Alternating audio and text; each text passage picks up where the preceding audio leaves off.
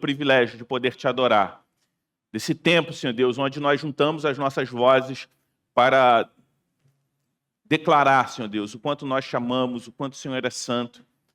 Declarar a nossa gratidão por sermos pecadores, Senhor Deus, indignos da tua misericórdia, mas ainda assim o Senhor decidiu nos amar. Agora, Senhor Deus, prepara nossos corações e mentes para receber a tua palavra. Prepara, Senhor Deus, o teu povo para receber aquilo que o Senhor quer falar conosco nessa noite.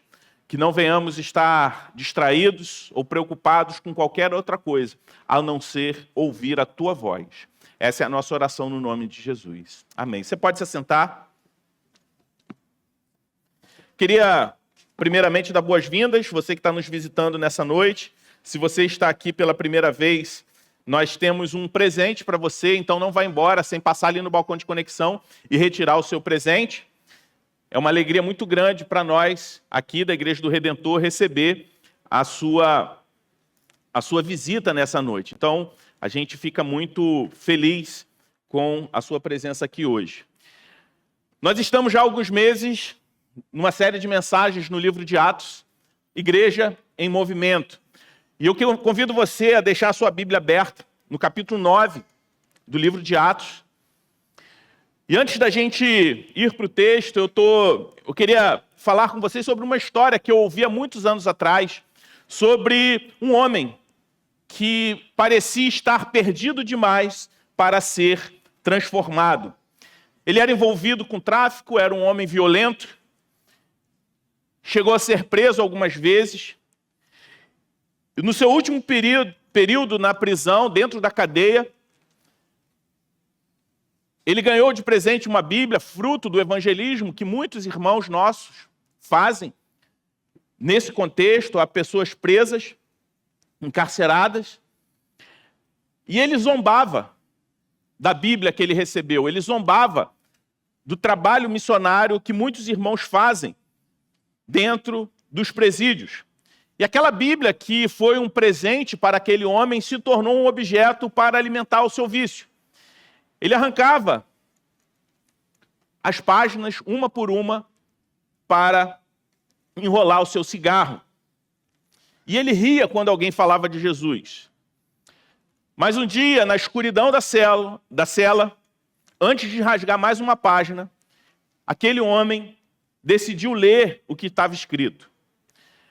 E por acaso, naquele dia era o Evangelho de João. E pouco a pouco, aquela palavra que ele desprezava começou a confrontá-lo. E a luz de Cristo invadiu as trevas na vida daquele homem. O mesmo homem que zombava da Bíblia passou a ser transformado por ela. Hoje, aquele que antes usava as páginas da Escritura para alimentar o vício, se tornou um pregador. Alguém que guia para a luz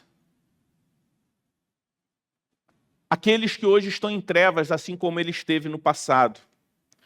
Guiar outros que estão em trevas para a mesma luz que um dia o encontrou. Histórias como essa nos lembram de uma verdade poderosa. Ninguém está fora do alcance da graça de Deus. A luz do Evangelho pode romper a maior de todas as escuridões. E é exatamente sobre isso que nós encontramos nos primeiros versos do capítulo 9 do livro de Atos. Imagine por um instante a cena de uma cidade em alerta máximo, famílias trancando as portas, comunidades inteiras vivendo em tensão porque é um homem com cartas oficiais na mão, disposto a perseguir, a destruir aqueles que seguem a Cristo. Esse homem respira ameaças, como quem respira oxigênio. E o nome desse homem é Saulo. E antes da gente mergulhar nesse episódio da Palavra de Deus, quero te lembrar de uma frase histórica que atravessou séculos. Os reformadores do século XVI usavam a expressão em latim que significa depois das trevas, luz. Eles criam que após séculos de escuridão espiritual e distorção da verdade, a luz do evangelho voltou a brilhar.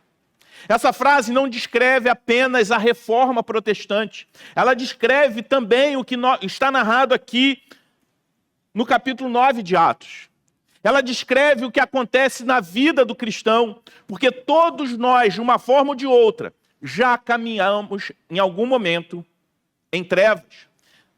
As trevas do orgulho, as trevas da incredulidade, as trevas da justiça própria, trevas de buscar em Deus apenas um meio para conquistar aquilo que nós realmente amamos, status, segurança, aceitação, poder. Muitas vezes não queremos a Deus em si, mas queremos aquilo que achamos que Deus pode nos dar.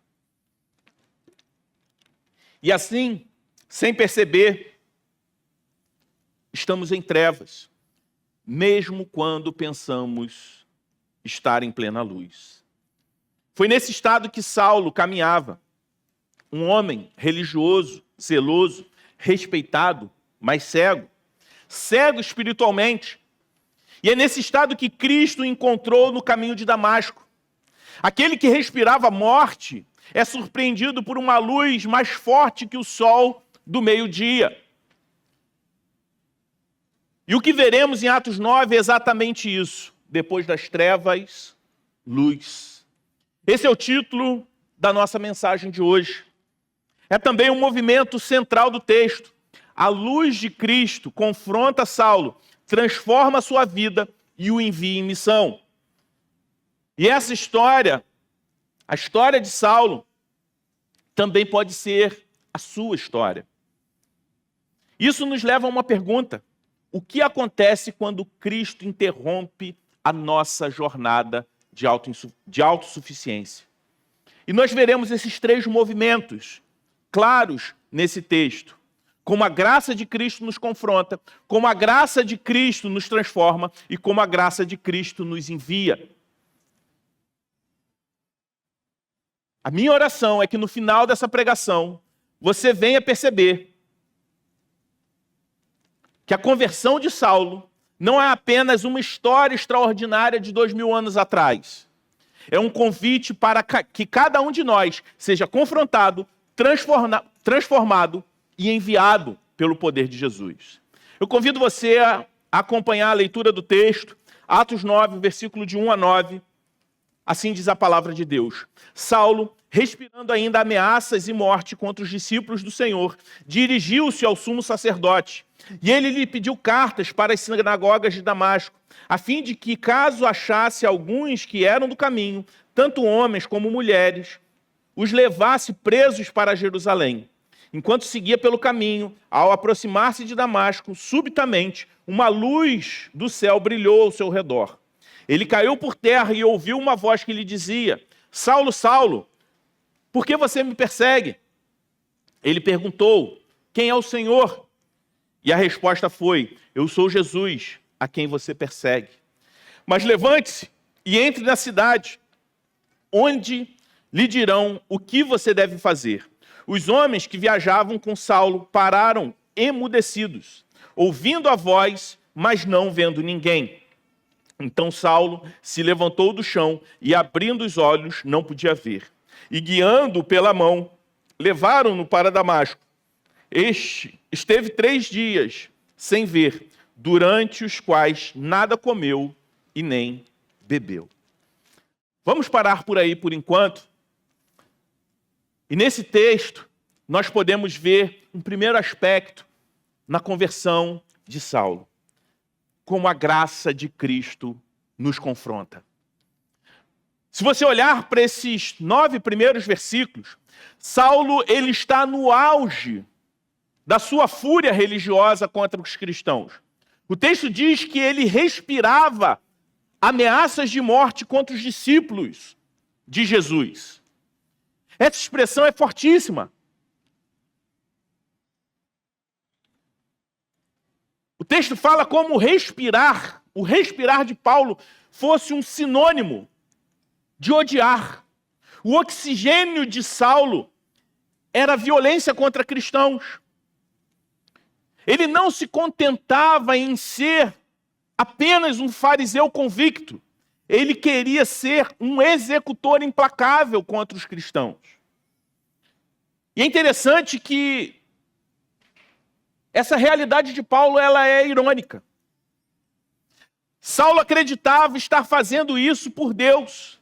Ele achava que perseguir cristãos era um ato de zelo espiritual. E aos olhos dele, Jesus era um impostor. E aqueles homens e mulheres do caminho faziam parte de uma seita perigosa. Você percebe o perigo? O coração humano é capaz de chamar ódio de devoção, violência de fé e pecado de santidade. E então, no meio da estrada para Damasco, Jesus interrompe essa fase de escuridão na vida de Saulo. Uma luz brilha do céu, Saulo cai por terra e uma voz o chama pelo nome, falando: Saulo, Saulo, por que você me persegue? Essa é a primeira lição que nós precisamos absorver desse texto. A graça de Cristo, ela sempre começa nos confrontando e não nos confortando. Mas deixe-me abrir um parêntese aqui antes da gente entender melhor a aplicação disso para a nossa vida. Existe um mito repetido entre nós cristãos que Saulo caiu do cavalo. A cena é quase que clássica na nossa imaginação. Paulo montando, caindo dramaticamente diante desse episódio. Mas perceba, o texto não menciona cavalo nem nenhum tipo de animal. A ênfase de Lucas, autor do texto, não está no meio de transporte, e sim no fato de que ele caiu diante da glória de Cristo. Então, a gente não sabe se ele estava caminhando, se ele estava numa carruagem, ou muito menos montado no animal. O fato é que ele caiu. E o que importa aqui não é de onde Saulo caiu, mas por que ele caiu. Ele caiu porque o seu orgulho foi desmontado. Ele caiu porque a sua autossuficiência não podia permanecer de pé diante da luz de Jesus. Em outras palavras, o que Cristo derruba aqui não é a montaria, mas o ego de Saulo. Perceba que Jesus não diz: por que você persegue os meus discípulos?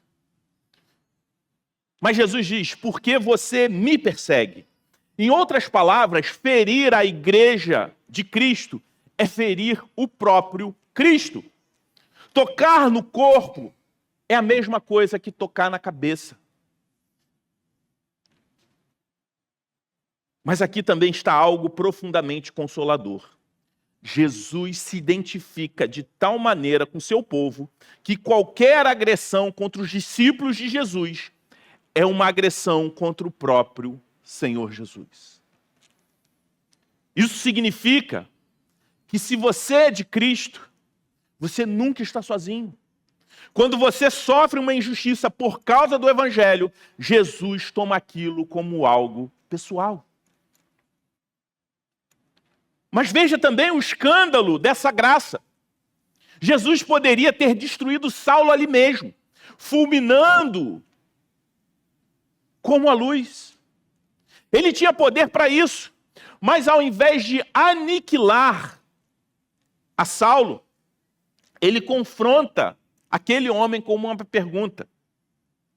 É como se Jesus dissesse para Saulo: você percebe para onde esse caminho está te levando? Você realmente sabe a quem você está servindo? E aqui traz para nós uma aplicação. A conversão começa quando Cristo desmascara as nossas ilusões. Saulo pensava estar no controle, mas descobre ali que ele estava cego. Ele acreditava ver com clareza, mas sai da estrada tateando, guiado pelas mãos de outros. Você percebe a ironia? o homem mais determinado, mais convicto, mais confiante, o homem mais autossuficiente, autoconfiante de Jerusalém, agora precisa ser conduzido como uma criança. Essa é a obra da graça. Antes de curar, ela nos fere. Antes de levantar, ela nos derruba. Não há um encontro real com Jesus sem confronto. A história de Saulo também é a minha e a sua história. Cristo não vem para nos derrubar, mas para nos desmontar da ilusão de que estamos no controle da nossa própria vida. Por isso eu te pergunto, você já caiu do seu orgulho diante de Jesus? E talvez seja por isso que muitos não se rendem de fato a Jesus, porque ainda não foram derrubados do seu ego, da sua autossuficiência, da sua justiça própria. Muitos não querem que Cristo o confronte apenas de alguém que o confirme.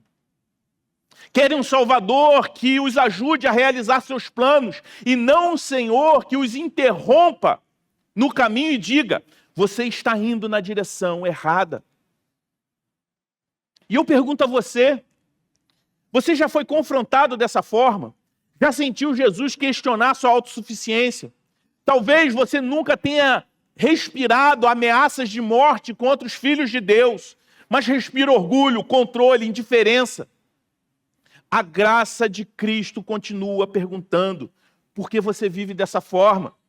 Por que você insiste a viver uma vida divorciada do único caminho que é Jesus Cristo? Mas o Evangelho também nos traz a boa notícia. Esse confronto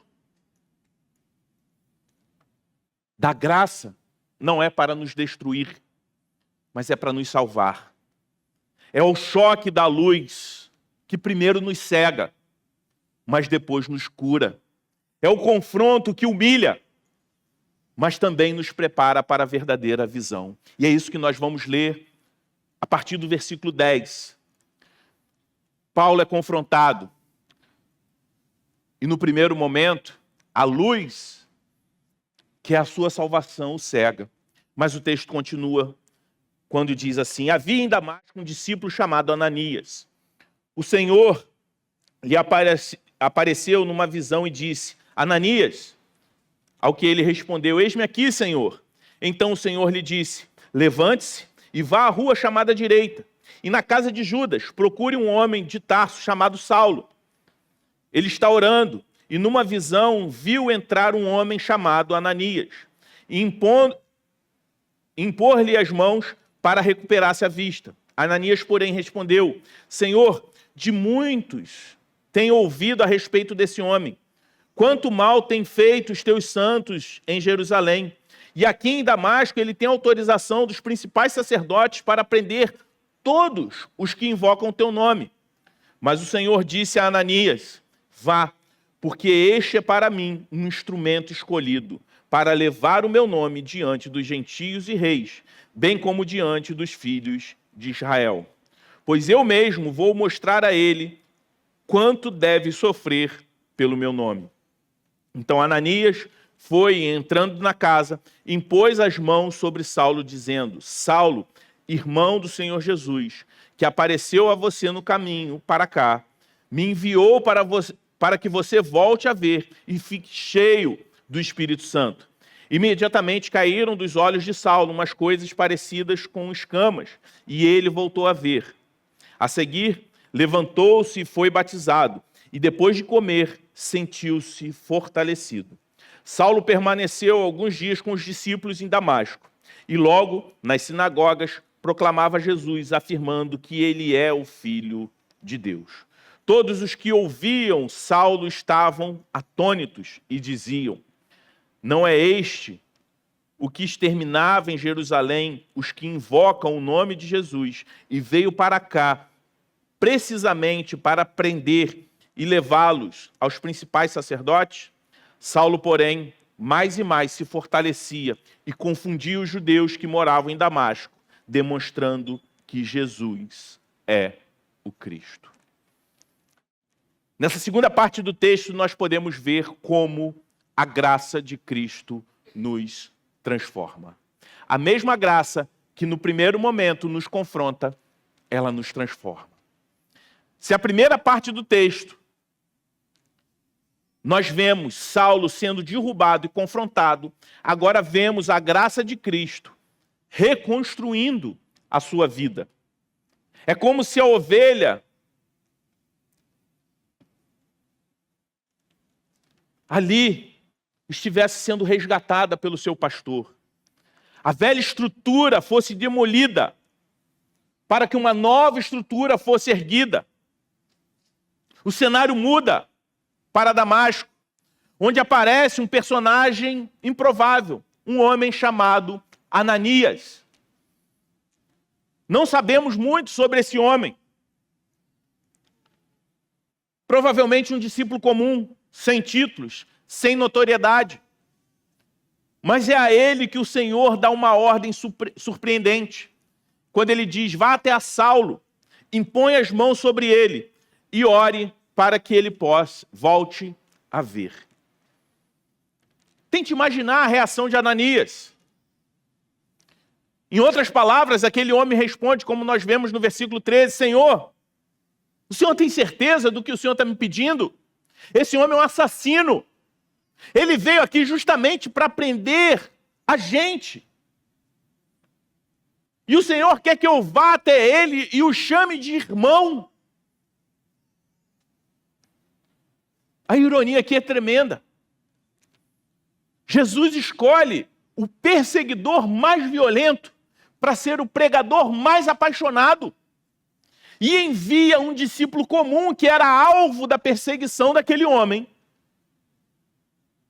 Um homem que estava cheio de medo. Não à toa, o medo de Ananias, completamente justificável, para ser o agente humano dessa transformação.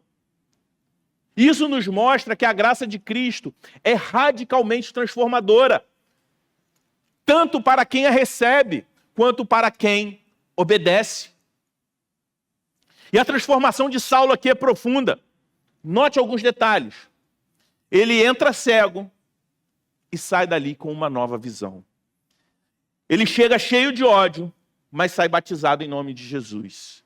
Ele se alimentava de violência, mas agora se fortalece com o pão e com a comunhão dos discípulos de Jesus. E o perseguidor agora é chamado de irmão. A cegueira física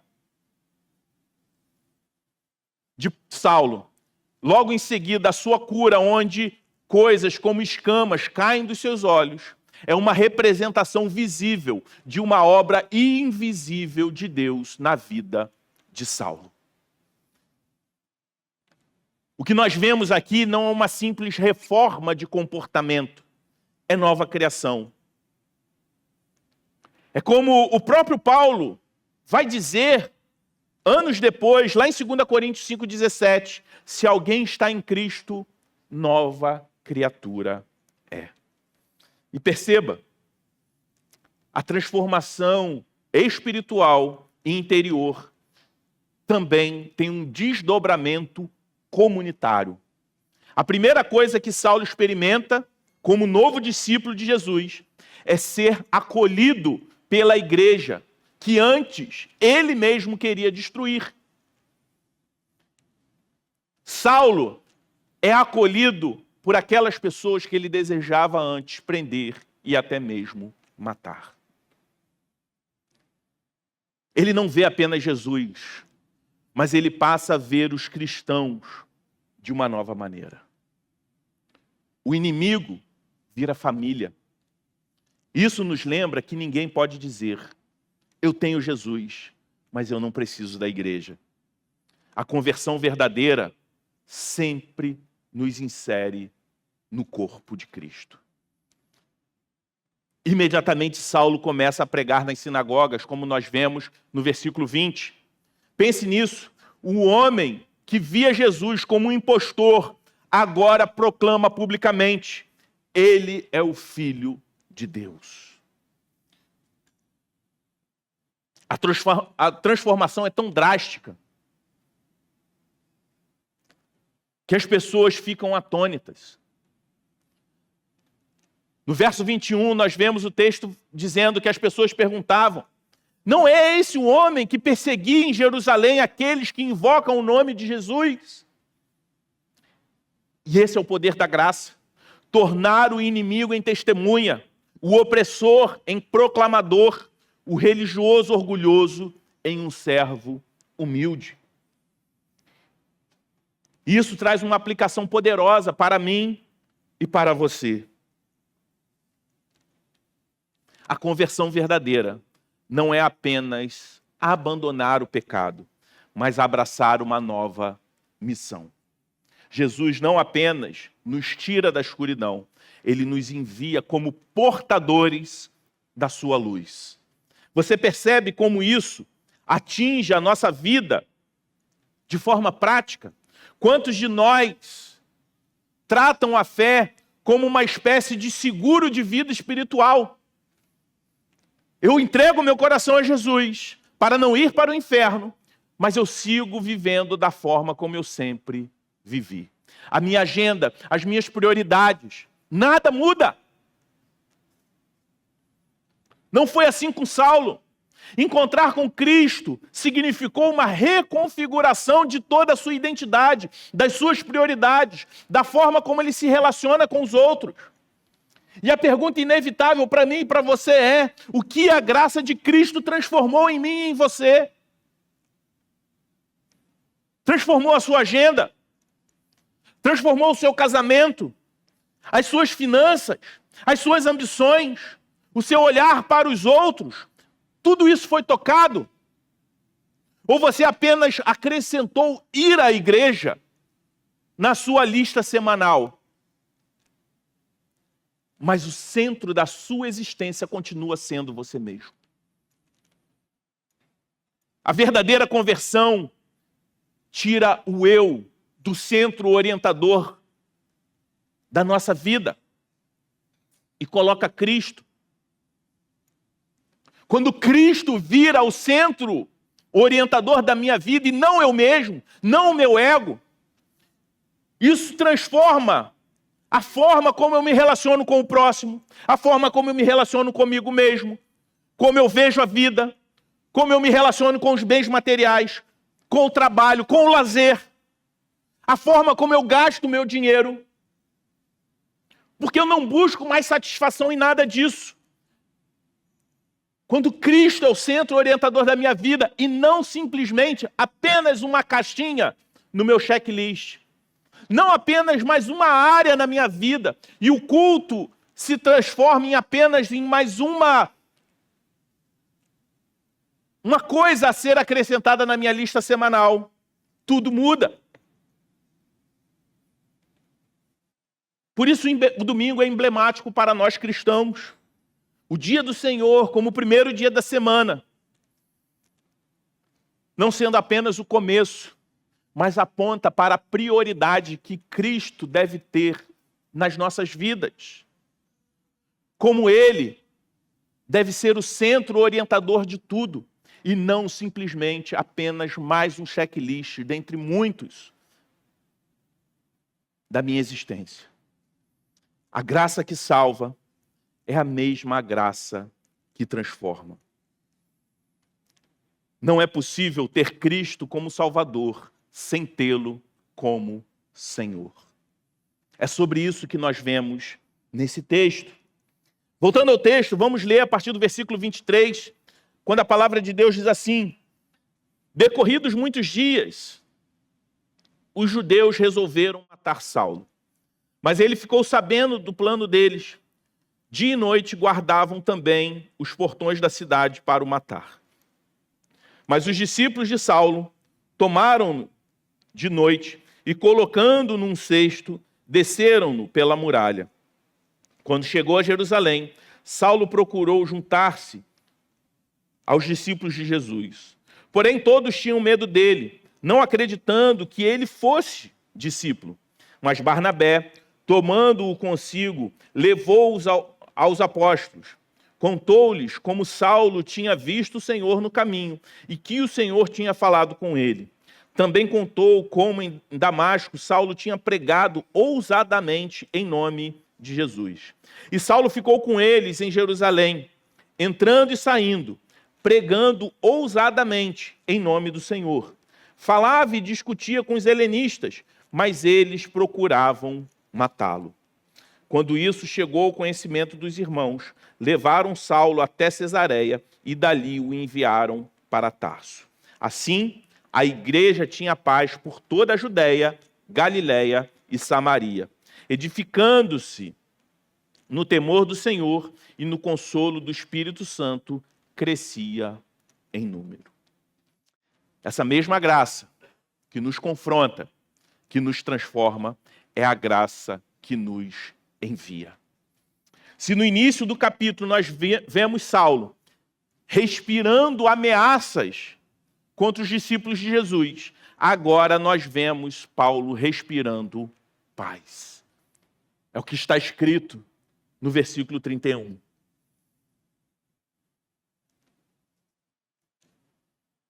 O perseguidor se torna missionário.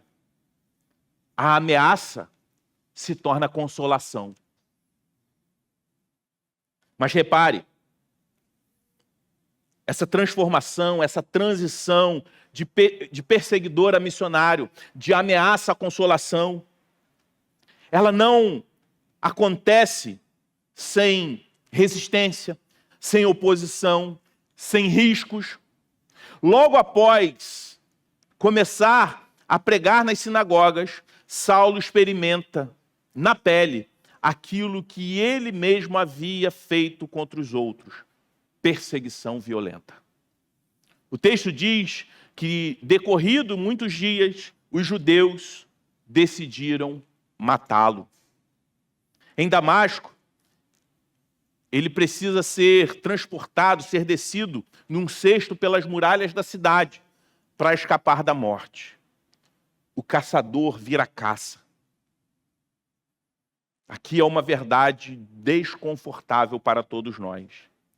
A missão sempre terá um custo. Não se engane. Ser enviado por Cristo significa entrar em conflito com sistemas, com culturas e até religiões que rejeitam o Evangelho. Não é à toa que Jesus adverte a Ananias, que diz: eu mostrarei a ele o quanto ele deve sofrer pelo meu nome.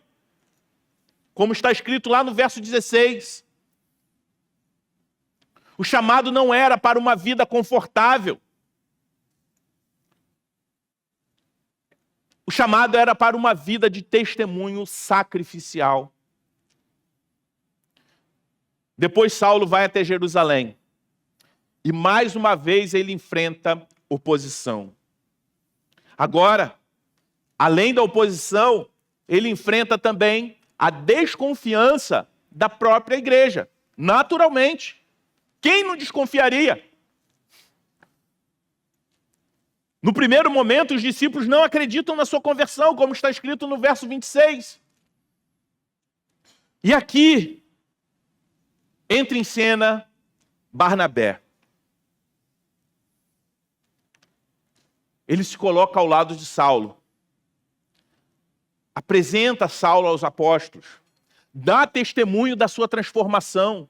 Chancela os frutos de conversão e arrependimento que Saulo estava evidenciando na sua caminhada.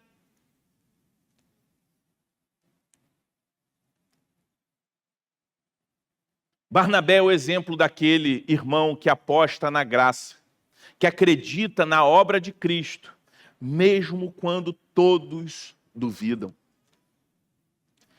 E assim, aos poucos, a igreja começa a aceitar Saulo, não como inimigo, mas como um aliado.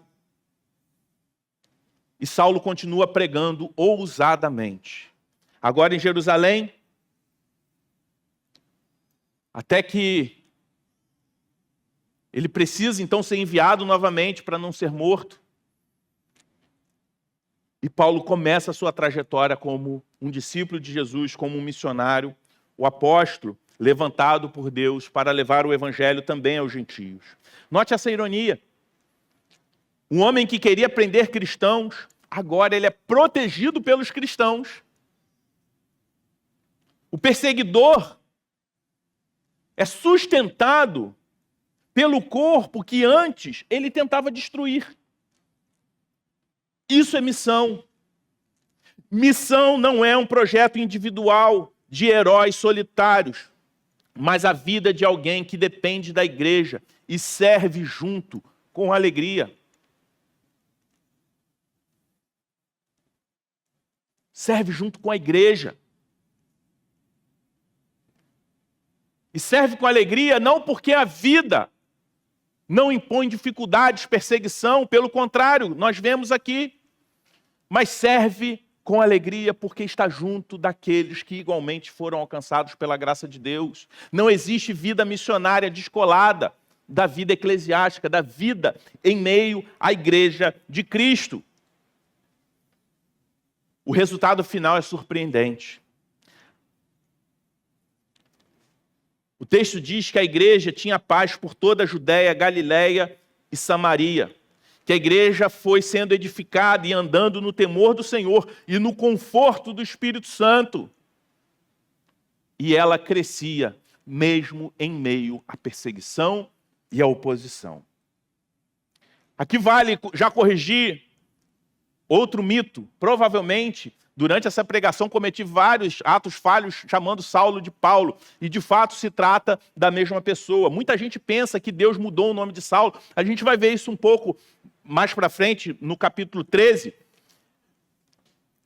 Muita gente faz essa confusão porque, em outros momentos, Deus faz isso, como ele fez com Abrão, se tornando Abraão, Jacó e Israel. Mas isso nunca aconteceu com Saulo. Saulo sempre foi Saulo, porque Saulo é o nome hebraico de Saulo. E Paulo simplesmente é a forma grega do mesmo nome. É a mesma coisa que alguém que se chama James nos Estados Unidos vem para o Brasil e adota o nome de Tiago, que é o nome brasileiro, embora muito diferente. Saulo e Paulo ainda são parecidos. Foi como se fosse uma estratégia missionária. O que acontece é que quando sua missão se volta principalmente para os gentios, o livro de Atos passa a registrar o nome grego de Saulo, que é Paulo, porque fazia mais sentido nesse novo contexto. Diferente do Eric, que veio para o Brasil e não mudou o nome. Deveria se chamar aqui, sei lá, Sebastião, mas ele insiste. Brincadeira, Eric é bem aceito na nossa cultura.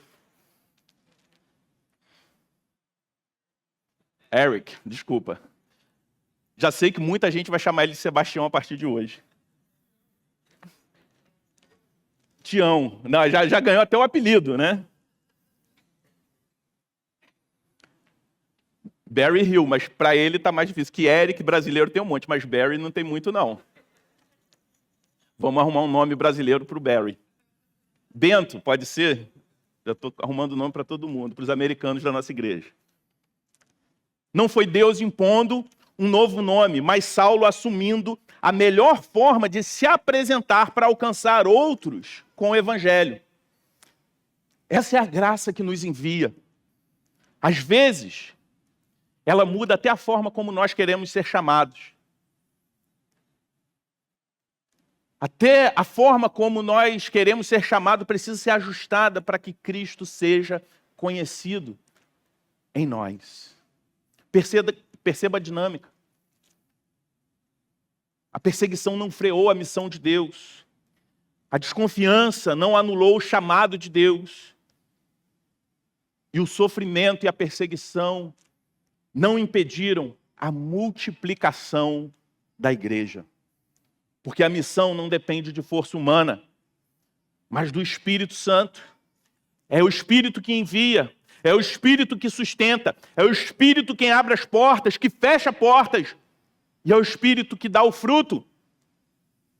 Isso traz para nós uma outra aplicação. A graça que nos confronta e nos transforma também nos envia. Não existe discipulado sem missão. Jesus não salvou Saulo apenas para que ele tivesse paz interior, mas para que ele fosse um instrumento de paz no mundo. Eu sei que talvez você veja por aí na internet, até em plataformas de streaming, uma mensagem como conversão fosse para te trazer conforto e paz interior. A graça de Deus te confronta, te salva e te envia para que você seja um instrumento de paz no mundo. Mesmo que aqui, nesse mundo, você não enfrente tanto dessa paz. Enfrente a perseguição, enfrente a oposição. E por isso eu te pergunto, e você? Para onde a graça de Cristo tem te enviado?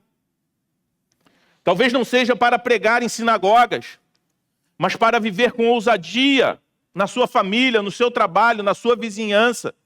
Talvez o seu cesto pelas muralhas seja suportar zombarias, abrir mão de oportunidades profissionais, pessoais, ser mal interpretado.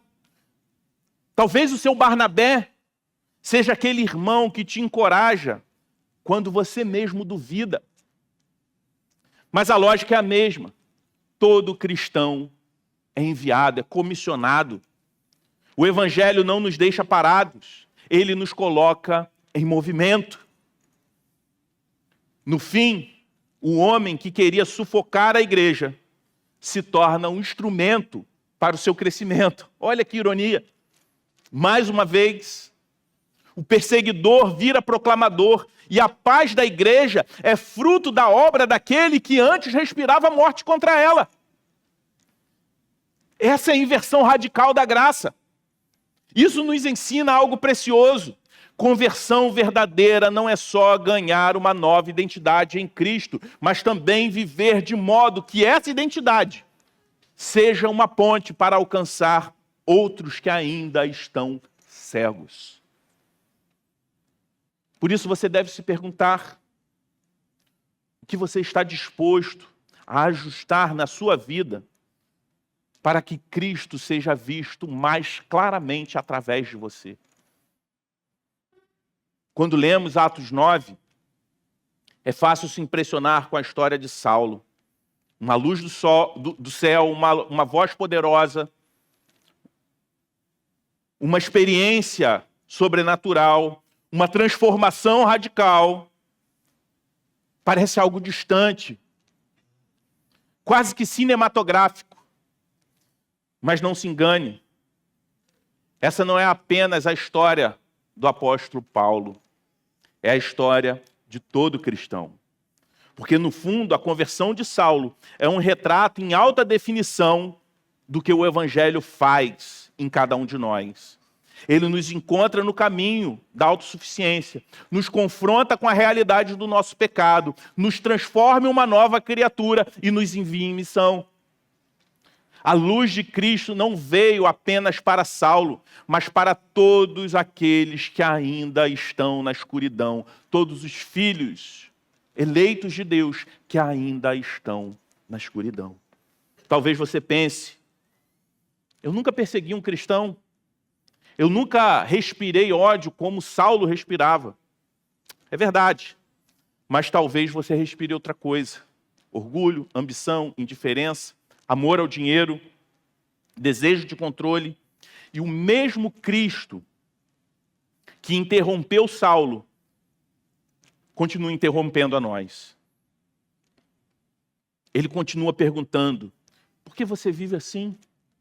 Por que você insiste em resistir? E aqui está o escândalo do Evangelho. Jesus não destrói os seus inimigos, ele os transforma em filhos. Ele não fulminou Saulo, ele o chamou. Ele não aniquilou o perseguidor, ele o enviou como missionário.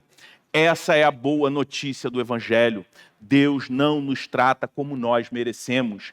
Em Cristo, ele derrama graça sobre inimigos. E se você é cristão, lembre-se, a mesma graça que te salvou é a graça que te envia. Não existe discípulo sem missão. Ser cristão não é apenas frequentar cultos ou acreditar nas doutrinas corretas. Tudo isso faz parte, mas ser cristão não se resume a isso, mas viver no mundo como testemunha daquilo que Cristo fez em você. E a minha pergunta final para nós aqui hoje, a minha pergunta final para você: você já experimentou esse choque da graça de Deus? Já foi derrubado pela luz? Você já percebeu a sua cegueira? Já se rendeu a Cristo como seu Senhor? E se já, você está disposto a viver como alguém que foi enviado, mesmo que isso custe algo a você, talvez sua reputação, seu conforto, sua segurança? No fim, a história de Saulo aponta para uma história ainda maior. A história de Jesus. Porque Cristo também foi confrontado, não pelos seus pecados, mas pelos meus e pelos seus pecados. Pelos nossos pecados. Ele também foi descido, não de um cesto pelas muralhas, mas da cruz para um túmulo. Ele foi transformado, não de perseguidor em pregador, mas de alguém que estava morto e ressuscitou em glória. E é justamente por meio dessa vitória que Cristo nos envia, no poder do Espírito, para anunciarmos que há salvação em seu nome. Portanto, saia daqui hoje, recebendo esse convite. Deixa a graça te confrontar. Deixa a graça te transformar. E deixa a graça te enviar. Porque Deus transformou Saulo. O mesmo Deus que transformou Saulo é o Deus que transforma ainda hoje. E se ele pôde transformar Saulo, não há ninguém, absolutamente ninguém, fora do alcance da graça e da misericórdia do Senhor. Amém? Vamos nos colocar de pé e vamos orar.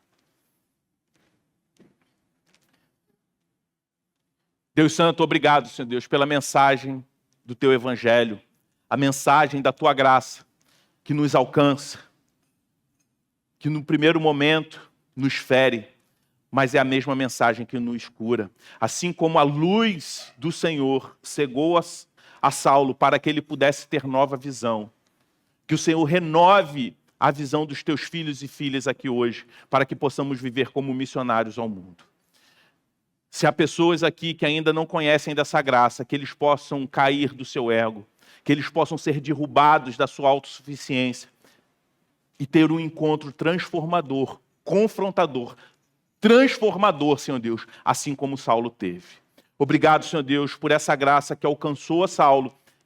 É a mesma graça que nos alcança, mas que não nos deixa inertes. É a graça que nos envia. Que essa igreja seja uma igreja, Senhor Deus, de missionários e missionárias, de homens e mulheres que vivem para glorificar ao Senhor e anunciar a Tua palavra por onde quer que eles estejam. Essa é a nossa oração, no nome de Jesus. Amém.